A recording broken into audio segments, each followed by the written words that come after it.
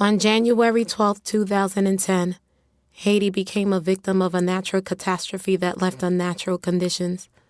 And though over 250,000 lives were claimed by death, there is no one to blame. Aftershocks leave a nation shook, yet her faith does not waver. Haiti proves herself to be synonym for strength. Même le nous perdu toute bagaille, nous pas jamais perdu espoir. Manifest, unity is power. And there is no question that we are